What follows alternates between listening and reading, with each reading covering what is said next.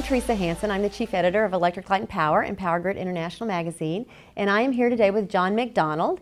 And John is the Director of Technical Strategy, Industry Standards, and Policy Development at GE Digital Energy. Well, I know another thing that utilities are wrestling with is this whole grid resiliency thing. Mm-hmm. Obviously, in the last few years, there have been a lot of extreme weather in every part of the country, pretty much, and other parts of the world as well.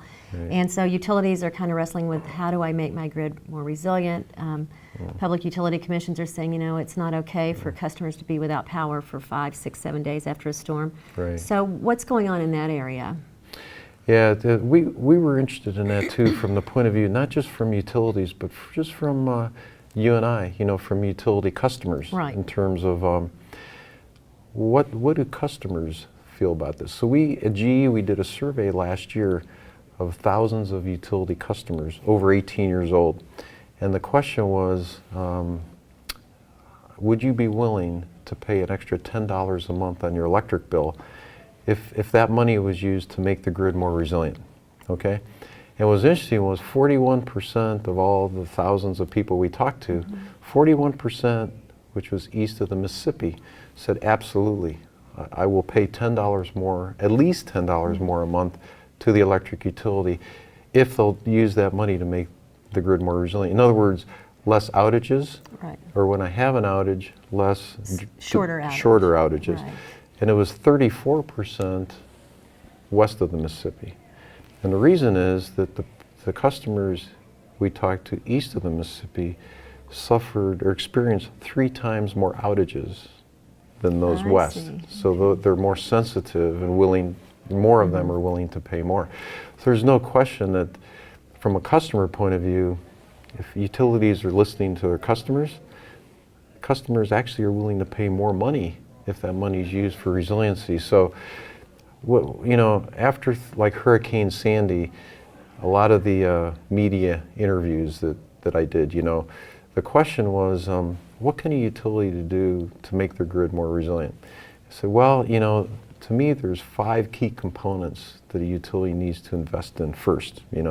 Smart meters, right. The AMI metering communications, a distribution management system, a geographic information system, and an outage management system.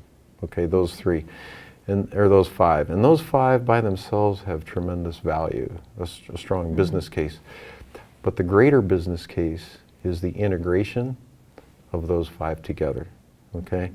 And truly the measure of how resilient a utility's grid is how well they've done in the integration. Now at the workshop, the last couple days at DOE's NREL, the ADMS workshop, what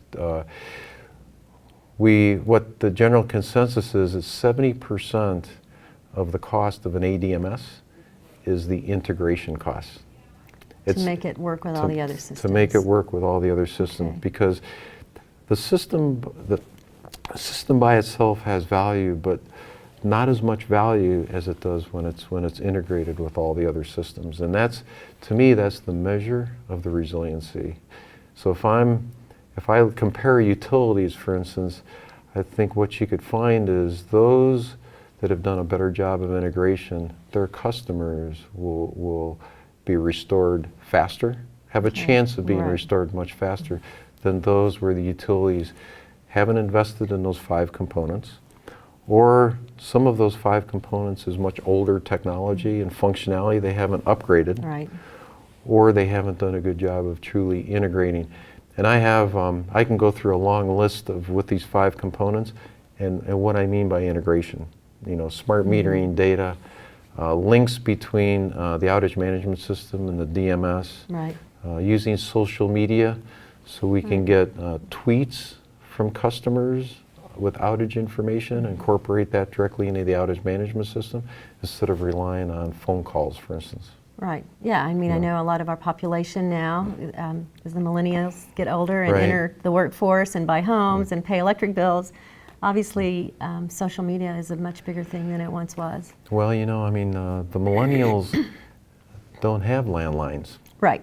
Because, they if you have a smartphone, it's a different, for us, we're used to having a landline, even though we have a smartphone. But when millennials says, why do I need a landline? And as you know, the caller ID, the way that the outage management system works, right, is it focuses on the caller ID system, which is based on landlines. Landline phone, right. Yeah. So part of the survey last year we did, one of the questions we asked thousands of utility customers was, what is your preferred way to communicate with your utility? And we were amazed, 70% of all of those we surveyed said through social media. Wow. 70% of everyone we talked to prefer to interface with their utility through social media. So this is really a wake-up call, I think, to all of us that we should empower, utilities should empower their customers, Right. and say, instead of calling us, just use your smartphone and send a tweet. In fact, I'll go a step further. Give me the hashtag that you use for Twitter, and I'll put that in your customer information record, in my customer information system. So when I receive a tweet from you, whether you're at home or wherever you are, I can associate your tweet with your home address. Okay, And that makes sense. so you don't have to be at home. You can be anywhere, but I know what your property is and how it's electrically connected to the grid. Interesting. So yeah, there's a lot of potential there. Okay. Yeah. Well, thank you very much for being with me. I really appreciate it. Thanks for the opportunity, Teresa.